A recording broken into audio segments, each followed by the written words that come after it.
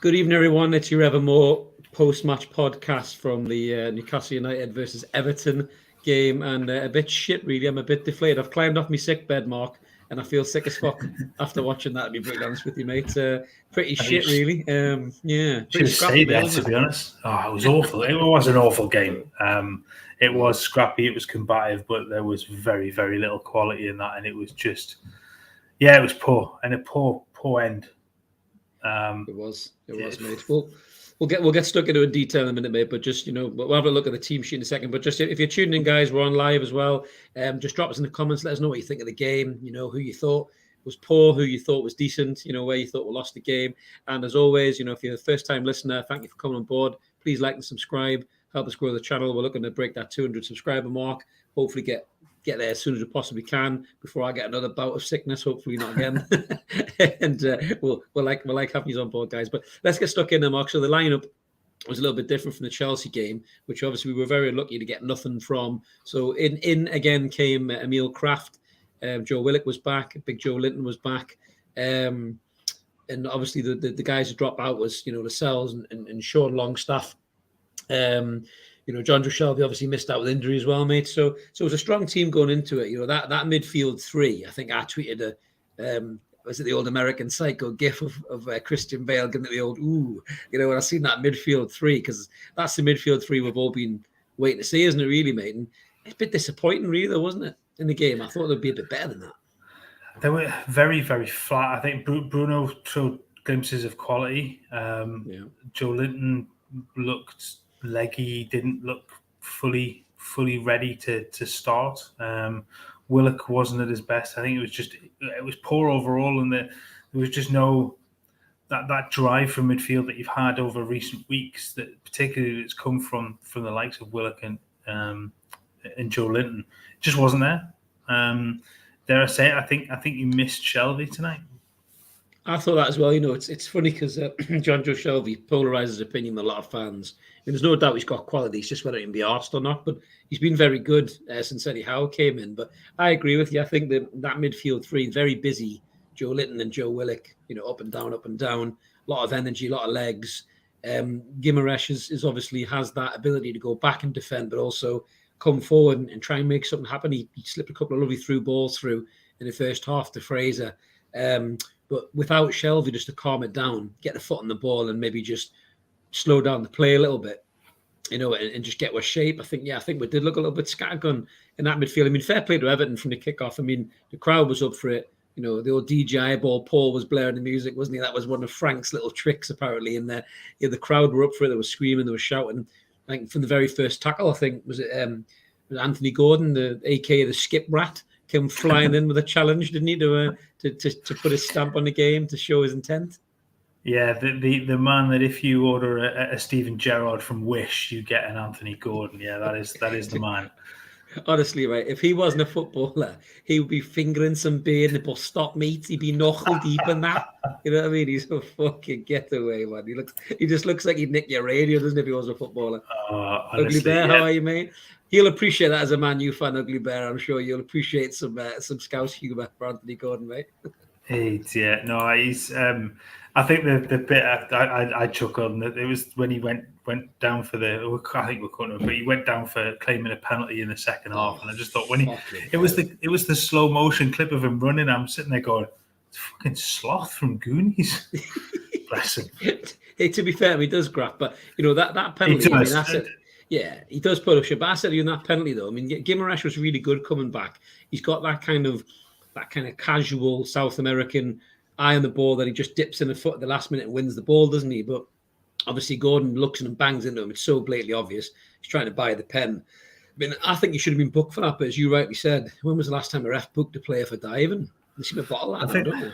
I think it's another one of those ones where the referees are just terrified to make that decision, to say that they've actually dived. And yes, he draws contact, but he does it. He steps across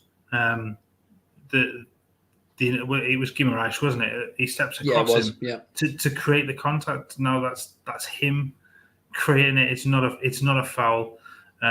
It's very much effectively a dive, then, isn't it? It's not.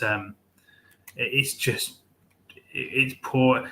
I do like him. as a player. I think he shows good aggression. I think he needs to temper it slightly because he is a walking red card.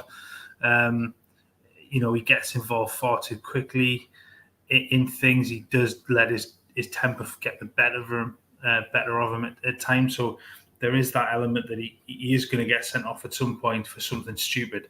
But he is a good player, and I think it is probably a shining light for Everton this season. But even him tonight, it was just a lack of quality. There was no quality at either end of the pitch until that one moment from Calvert-Lewin and Iwobi, and that was the difference. I mean, to be fair though, I mean, just before I get into saying how well Calvert-Lewin changed the game when he come on, what a shit celebration between the pair of them. What was this fucking bollocks about? I mean, the passion in the crowd, they were going crazy. Lampard was going nuts, swearing his head off. Damari Gray was going mad on the side, and them two were just standing there like this, like it was spring break. Woo! You're just like, fucking get a grip, man. But you're supposed to be professional footballers, just won a massive football game that could keep you in the league. Show a bit of passion instead of posing like a couple of absolute bell ends on the sideline, But speaking of absolute bell ends, I was going to say there's plenty of those, yeah. That's a nice segue, that, mate. No. So before we get into the bits of the game, I mean, we've got to talk about Tory boy who fucking tied himself to the post. Zip tied his neck to the post with a no more oil t-shirt on, and then they had to go get bolt clippers. Oil. That's what it said. Just stop oil. Yeah, and they had to go. The Everton staff had to go and hunt for bolt clippers that apparently were hiding in the cupboard from 1976 because they looked rusted to the core. I mean, they were completely stumped by it, weren't they? I mean, Jesus Christ! Oh man, there's lots of clips on social media of the guy that was using the bolt clippers in his teeth, suggesting that he should have just used his teeth for it. Oh Christ! Do you know what? Honestly, right? I am pissed off in Newcastle loss. I'm going to get back at in a minute, but that bloke could have ate an apple through a letterbox. Did you see his fucking teeth, man? Honestly, I was going to stick a tenner on him at Cheltenham, mate. He was fucking horrendous, man. Honest to God, the chompers he had. Man. Yeah, Jesus Christ. That was just the strangest thing. I saw somebody else comment as well. The Everton fan that ran at the pitch to lamp the kid afterwards as well to get him off the field was man of the match. I completely agree. Absolutely. But then the stupid arse didn't get off the field himself. He started to fight with the police and stuff. He looked like trying to get him off. Remember when your kids were toddlers and you were trying to get them back in the buggy? He looked like Anthony. He was having one of them toddler wobblers and he wouldn't go back in the buggy. It took like 4 men to drag him off. I mean, he is going to be an absolute prick in the morning. But I think I tweeted out that you can guarantee he'll be on Good Morning Britain in the morning, because that's what they do with these wankers. They put them on the TV, don't they? And Susanna Reid asks some questions and so forth. But anyway, mate, we're digressing. We'll go back to the football. But yeah, it was very scrappy.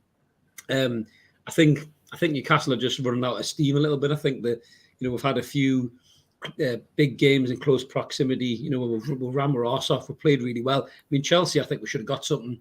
Referee decisions cost us that. And then tonight, I just think the legs have run out, mate, as you rightly said. And it was just flat. There just didn't seem to be much there at all, really, spark-wise, except for Bruno. I think really was the only person who looked like he was going to do anything. And even him, it was a lack of quality there at times. He showed glimpses of it, but there just wasn't enough. And it was just poor. As much as I can say, it was poor all round. You're right. I think absolutely run out of steam. The break now, is it 17 days? It comes probably at a good time for them to regroup and as Paul Lambert and Steve Bruce would say, and go again. Dust ourselves down and go again. Well, it's in. He wore a t-shirt saying "Just Stop Oil." Fucking hell. Yeah, you're right, mate. And he looked like he'd never touched a tit in his life, didn't he, ugly bear? Fucking hell. But yeah, Steve Colby's in the comments. How you doing, Big Steve? Yeah, you're right, mate. It has been a tough week. Southampton, Chelsea, Everton, 3 points is a good return. To be fair, mate, I think a few months ago, you're right. We would have been, absolutely praising 3 points in amongst all of that. But I think because of how well we've played, I've probably just been disappointed. I think Chelsea's a big disappointment. I'm sure you agree with that, Steve, as well, that we should have got something out of that game. And I think to not get anything out of that game, and then to go to this game and again not get anything either is a bit of a kick in the dick. But hopefully we'll get away and we'll regroup and come back. But I think just a couple of things I want to talk about. I mean, the red card, Mark, we'll get that straight away because we kind of differ a little bit on this, don't we? So, I mean, it is a reckless challenge. Back when we were growing up watching football, it would have been a great challenge. But like Roy Keane and Vieira, but David Batty style challenges, it would have been a great hard challenge. You would have pulled him back, give him a yellow card, give him a warning, and it wouldn't have even been thought about twice. But he got the yellow card, and then looked at the monitor. And when you look at it in slow motion, he has got both feet off the ground, so it does look reckless. And he has got a bit of a reputation, Alan, hasn't he? So I think that's maybe what's done him, you know. But again, that we've talked about this before. That should be irrelevant whether you've got a reputation for it. For me, it is a professional foul. It is one where 99.9% of footballers will take. They will effectively wipe out another player on the run like that. Stop the fast break. It's a yellow card all day long. It's probably borderline because he is off the ground, but there's no danger. It's not like he's put St. Maximin out in danger. It's not like Harry Kane's the other week on Robertson where he was off the ground with his stood showing on somebody who had a planted leg. It was tripping him up as he's running. It's a little bit more extreme than that, but that's it. It is a professional foul. It's a yellow card. I just think at that point the referee has to pick his balls up and go, no, my decision was right. Fair enough. You think I'd look at it again, but no, I'm sticking to my guns. I've made the right decision. Ref was poor. I thought he lost the game a lot. I think when the red card came on, there was a lot of unrest with the Everton players. Alan's reaction to going off was terrible. Really, I think he needs to be looked at probably by the FA with that. I think Lampard needs to have a word with him about that. And then after that, there was a few times like Decore was swearing and shouting. Richarlison was. He started to lose the game a little bit. Was the ref? I thought, and he was weak. And the referees need to be strong with these games, these powder keg games like this, these relegation 6-pointers. Effectively, they've got to have strong refs in. I just don't think this guy was strong enough to carry this game, mate. It's strange because I thought he reffed the first half quite well. He let things go when they needed to be let go. He pulled things back when I thought he did all right. Second half, it was just I think it was the change in atmosphere of the game, and I just think he lost it. You're right. He wasn't strong enough. There should have been more control from him, and he did just lose. He lost that sort of the respect, I think, of the players a little bit at that point. The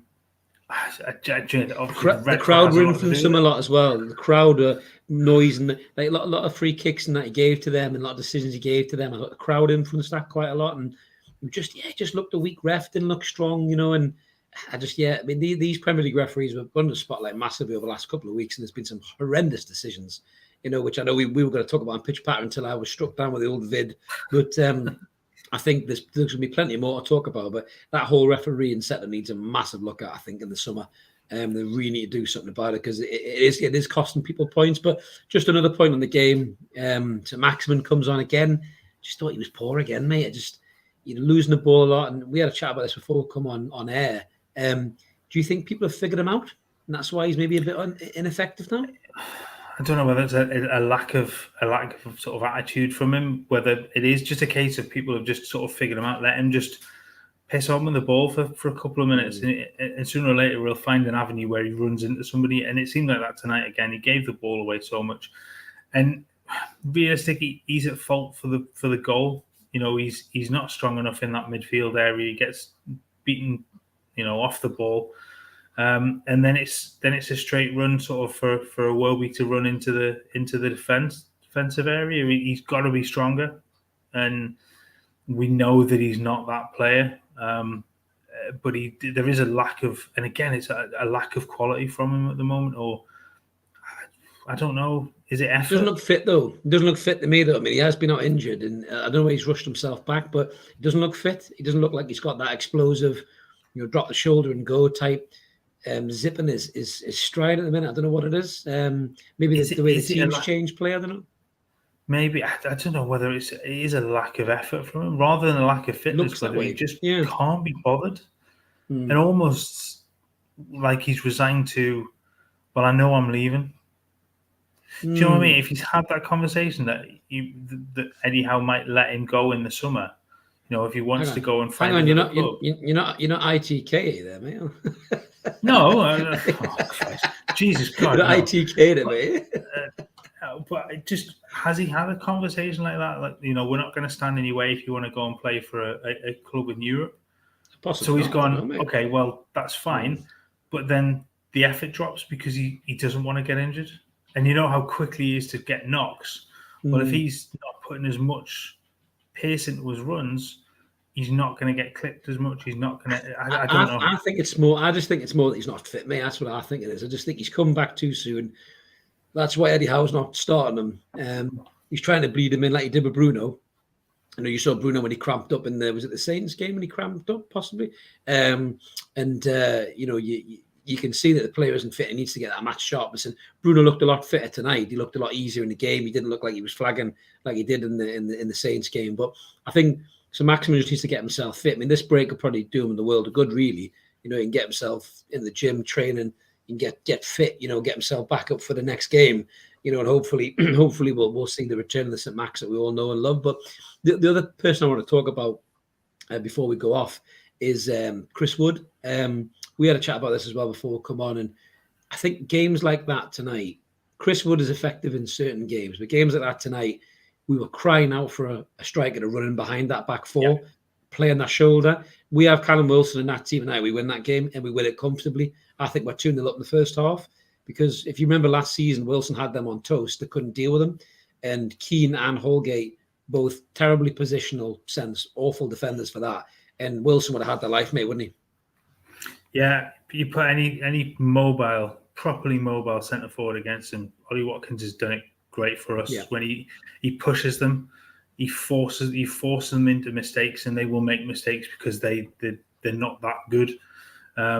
They've certainly been on a horrific run of form. The pair of them at centre back. So if you've got a mobile centre forward making runs in behind them, pulling on their shoulder, pulling them out of position, or running at them, and that was something else that didn't happen tonight. Nobody ran at those two.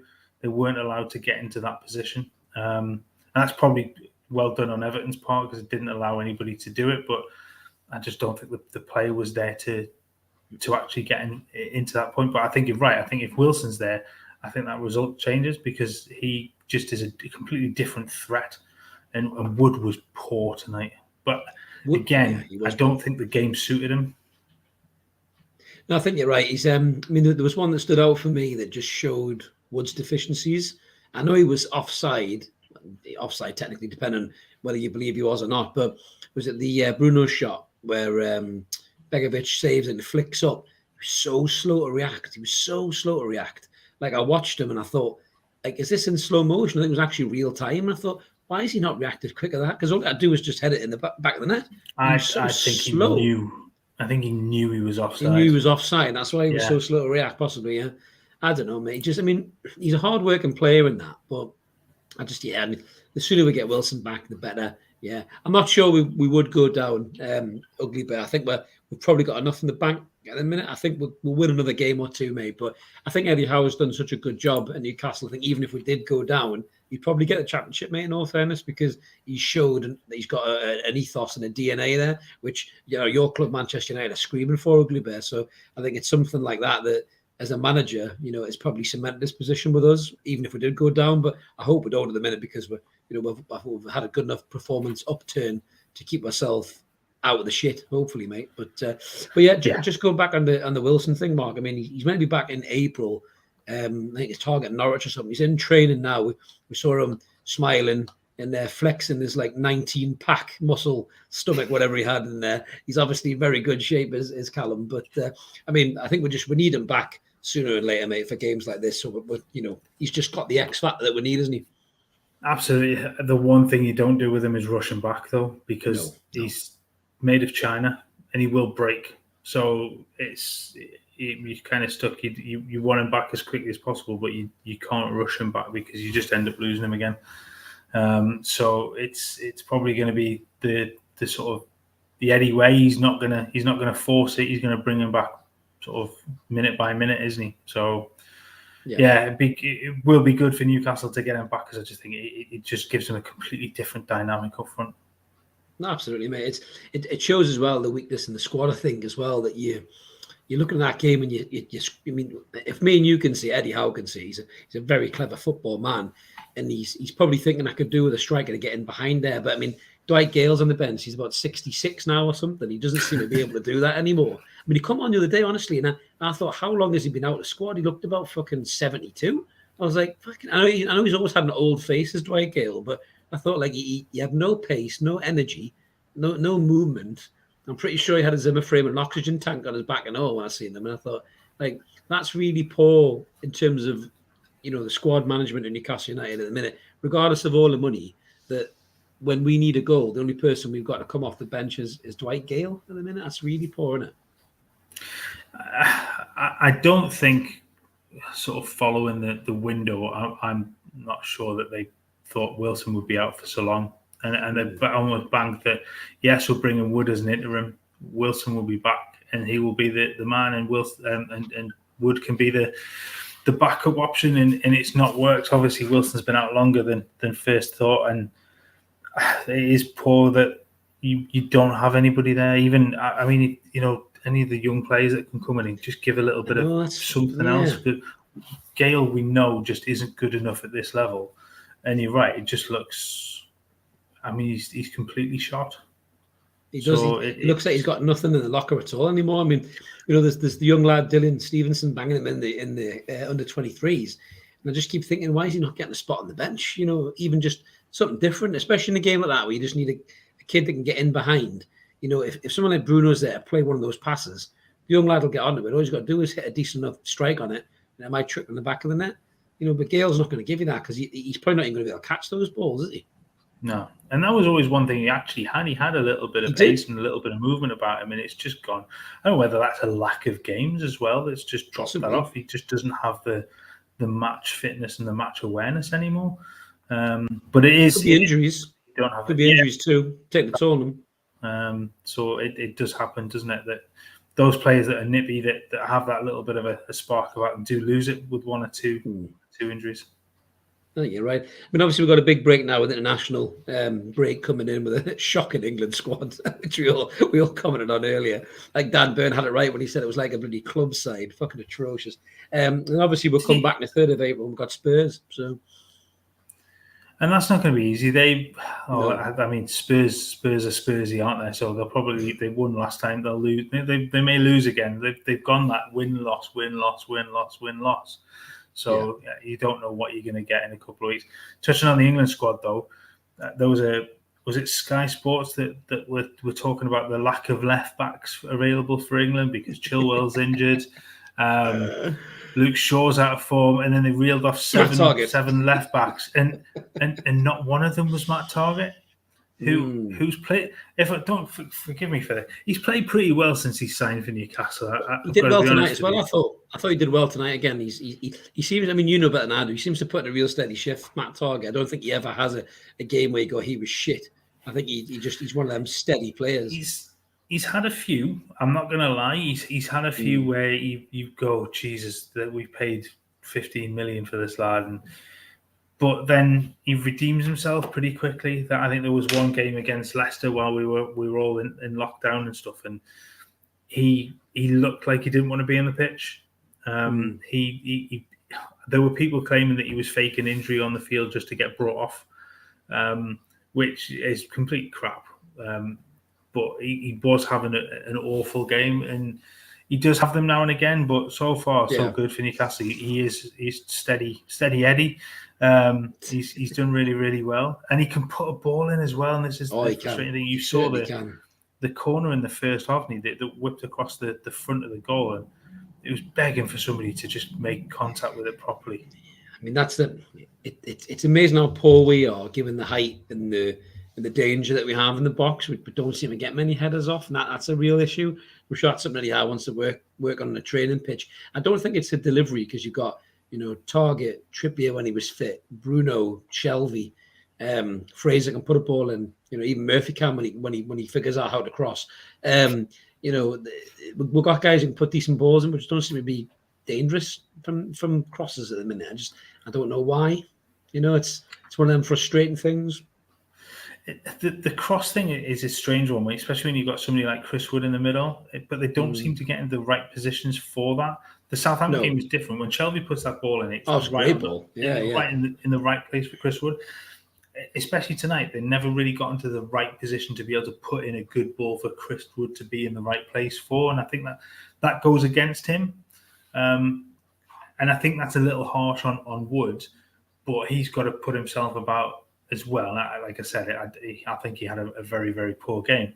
But certainly at set pieces, maybe he needs to hire the guy from Man U that I think we touched on the other week. I can't remember his name now. Is it Eric something? Eric something. I can't remember. Chris knows. Chris from Armchair Reds knows, didn't he? Exactly. Because he had him committed to memory, didn't he? So they've scored twice now since we had that conversation. So fair dues. It's some comments. Is that an Everton fan? Jono, Newcastle will still go. I'm not sure about that, mate. I'm not sure. What is it? 10 points the difference now between. I'm looking at the table now. Actually, so we're sitting on 31 points. And we got 29 games. Everton are on 25, that's 3 above the bottom 3, and 27 games. So I mean, technically, we're only 3 points off 11th. So we're probably closer to breaking the top 10 than we are getting in the bottom 3. I think so. I think Newcastle will win the next couple, win those couple of games that they need to win to just kind of confirm that Premier League safety. I think if you look below, I think Norwich are dead. I think Burnley have run out of those games in hand that they had. Obviously, Watford, 29 games there. Everton, it'd be interesting to see what happens with them after this, because they've got a stinker of a fixture list. They had to get something from Newcastle tonight, or they would have been down, in my opinion. As much as Lampard said it wasn't must win, they had to. I couldn't see them getting any more. If they didn't win today, I just genuinely couldn't see them getting anything from the remaining games, because they've got some stinkers. Absolutely. I'm just seeing Ugly Bear's big question there. He's addressed it to me personally. So, Chris, I want to ask, I've had this debate with others. I think the Premier League doesn't have the same quality players it did 20, 30 years ago. If we take Norwich, Palace, Watford, their players are poor. Yeah, it's an interesting one. I mean, you look at them teams. I mean, out of those squads, I mean, Palace, to be fair, Zaha has his moments. You and I have spoken about it several times, Mark. I think Zaha's moment of going on to be a better player is gone. I think he's just going to be that big fish in a small pond. Yeah. Now with Palace, I don't think he's ever going to be anyone bigger. The rest of those sides, I kind of agree. They're quite poor. If you look at even years ago when we were growing up watching football, Mark, even the likes of the Crazy Gang, they had the Robbie Earls and the Gales, Marcus Gales, and they had a few players that could do something, didn't they? You know what I mean? They weren't world-class players, but they had something about them. Had something in the locker. Do you know what I mean? Very true. And even the really poor team. I mean, you go back and you think Swindon were dreadful. Bradford were awful for us. Well, they were okay for a season. They were awful for a season. Did they beat Liverpool on the last day of the season to stay up once? Dean Windass. Was it Dean Windass scored, or was it Dean Saunders? David Weatherall, I think. David fucking hell. David Weatherall. Centre half. Yeah. So there are teams, if you go back, that were awful, and they were the worst teams in Premier League history. I think the Derby County side that ended up with 12 points or whatever it was. Paul Jewell's side, wasn't it? The Derby side. Paul Jewell? So I think that might be, I can't remember that, but Norwich have been poor. They've got moments where you think, there's something about them. They might just be able to drag themselves out, but then they revert to type. Watford are so hit and miss at times. They've got some good attacking players, but defensively they're a shambles. Their owners are a shambles, which we talked about. Jesus Christ. Palace, I think, are one who can grow, because I think they've got some very, very good players, and a good manager, and a very good manager. To be fair, I think they've got agreed. Yeah, who a lot of us, including me, wrote off at the start of the season. But I'll tell you one thing. 20, 30 years ago, the point Ugly Bear makes there. I think a lot of these sides had one thing that they don't all have now: good strikers. all had proper goal scorers, didn't it? All these sides, even the likes of Forest when they had Collymore and Brian Roy, and you had Dion Dublin at Coventry. All the teams that were down there at the bottom still had a 15, 16 goal a season striker. These sides don't have those players anymore, and that's what makes them struggle. I think even more than anything, there's not a lot of kind of 15, 16 goal strikers anymore in the league. Not certainly kind of in that lower echelon of the league. No, I mean, I guess I know the game has changed. To what it was, but you're right. When you go back and you think at the moment in the league, yes, you've got the high level of De Bruyne and Salah and players like that. I'm not so sure there's as many as there probably were. I'm not going to say that one era is better than another era because we can never tell that. It's like trying to put Shearer up against an Henry or a Kane in their prime because they were at their prime at different times. Yeah, and I'm not sure that as much as I think that Shearer would score a shed load of goals now, I'm not sure that the league would absolutely suit him now because he's just a different type of striker. He gets sent off every week with VAR, mate, elbowing people in the face. Shearer, of course he would. But I think nostalgic. I think for me, that era, that early 90s, late 90s sort of football in the Premier League was my era of it. So yeah, mine as well. That I will always look back fondly, and I'll probably always look back and think, God, it was better than it was now. But I think that's nostalgia rather than fact. Yeah, I think you're probably right, mate. So I mean, back to Newcastle. I mean, Eddie Howe will be disappointed. I've not seen what he said about the game, but he'll be disappointed. I think just with the, I think I said it on Twitter. Maybe I was being a bit hyperbolic, but I think we bottled it. I just think that the crowd were up for it. I think Everton were intense from the kickoff. And I just don't think the lads fancied it tonight. I mean, they weren't like really shit. Like, I think Everton aren't a good team. I think that's why we didn't look really shit because Everton are quite poor. I think if that had been a better side, I think we would have been possibly 3-0 down. And by the time the hour mark came up, by the time they unclipped that helmet from the post, it probably would have been 3-0 down by then, probably. But I think I just think that we just bottled it tonight. So comment coming in there from Steve about Bruno's performance. I think Mark touched on it before. Steve, to be honest with you, mate, I think Bruno showed glimpses of quality. I think the more games he plays, the more settled in the league he becomes. I quite like the fact he's got a bit of needle about him as well. He's not scared to get stuck in and give somebody a bounce. So I think it was Gordon earlier on in the game before the penalty. I think he left one in him and Bruno kind of gave him one of them and said, fucking, and I don't know how much English he knows, but he clearly knows fuck you because he said that a couple of times to a couple of Everton players. It's the first one they get taught, isn't it? In the dressing room. Yeah. Day one. How do you tell a player to fuck off? There you go. But absolutely, he's got a bit of needle. But I just love the way he slows down. His touch, his quality. I think he's already knows in his mind what he's going to do with it before he gets the ball. So he's already looked at his options. When he kind of opens his body up and he bends it over to the far side and stuff like that. And he's just a proper player, isn't he? But as you said before, Mark, looking at the three we had tonight, I was excited to see how them three were going to go. I thought it was a poor game to have those three in midfield. And maybe, by the time Spurs rolls around, if Shelvey's fit, maybe let Shelvey, Bruno and maybe Willock play or Joe Linton play or something like that and take one of the other ones out because I think having Shelvey in the midfield, as mad as it is to say, because we all thought Bruno was going to replace Shelvey, and maybe he will eventually, but I think you need Shelvey's composure, don't you? You need his ability to put his foot on the ball and just slow it down. I think that's exactly. I think Shearer touched on that in commentary about somebody just putting their foot on the ball, and that's exactly what he would have done. I think if he'd had him available. How in his post-match has said it's disappointing. I don't know why that second half was lacking in that bit of quality.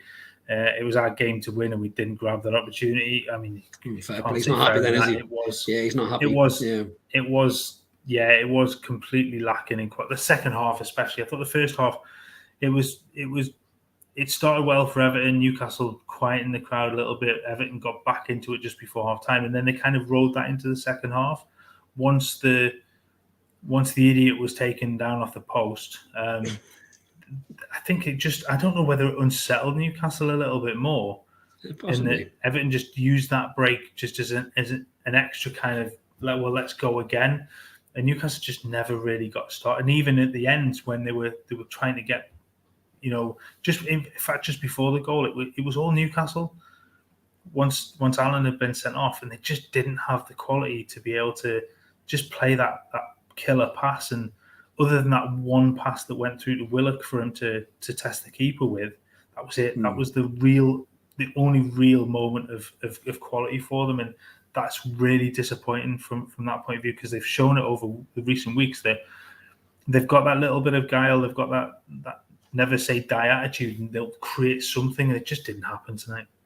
Yeah, I think if anything else, it just shows you the difference in mentality, isn't it? If Steve Bruce is manager, he's probably proud of that performance.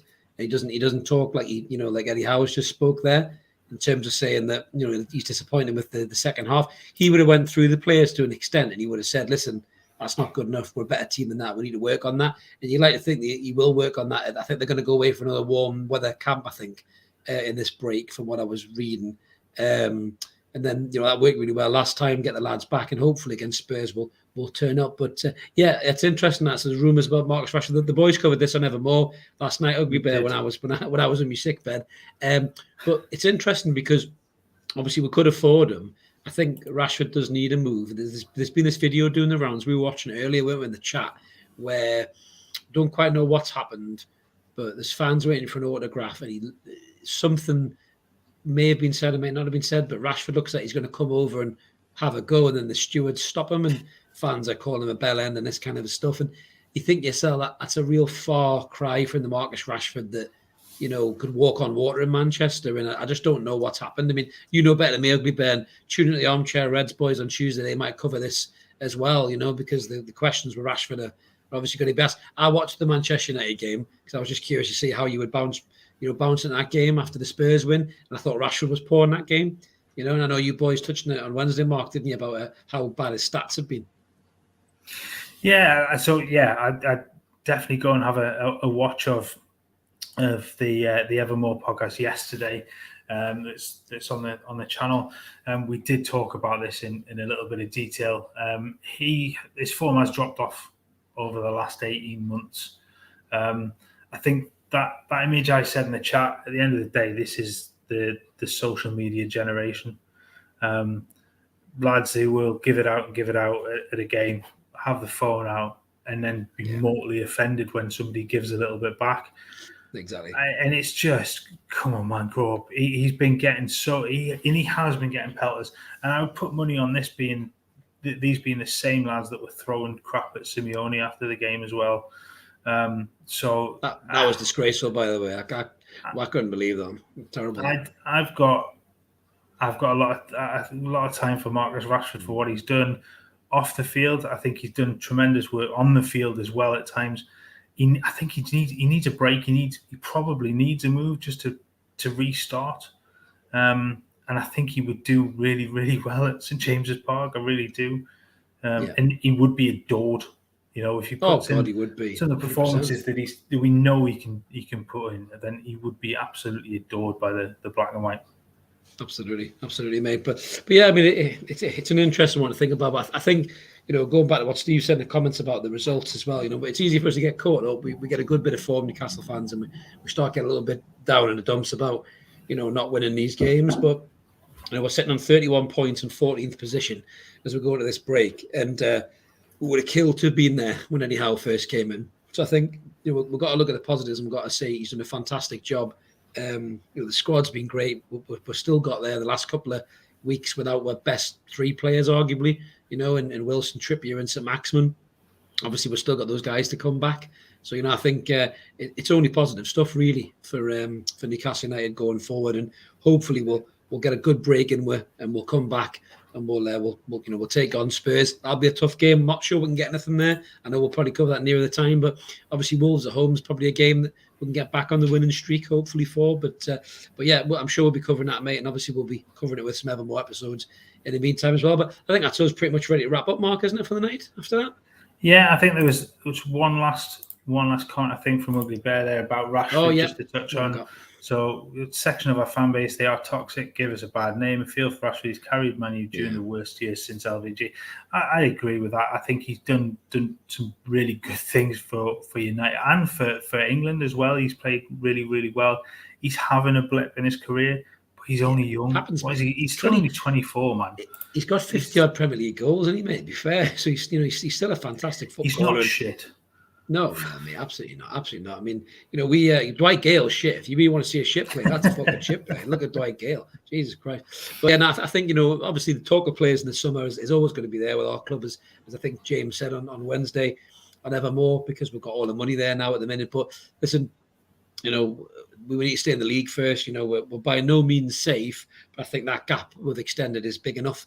And I'd like to think we're not going to get sucked back into it, but we'll get a break in. We'll come back, take on Spurs, and we'll see how we get on from there. But until then, let's just keep supporting that team with Core United. Thank you very much, everyone, for tuning in. If you haven't already, please remember to like and subscribe to the Evermore podcast. We're always looking for new subscribers. We've got loads of content coming up soon. Mark and I might be coming back soon with some Premier League icon videos, which will be not just for Newcastle players, for all Premier League icons. Some of those players we talked about, Ugly Bear from 20, 30 years ago, make an appearance, I'm sure, mate, as well. So make sure you check them out, guys. But until now, have a good evening, whatever you're doing, and have a good old sleep. And we'll see you back in a couple of weeks for the next Newcastle United review. See you guys. All right, take care.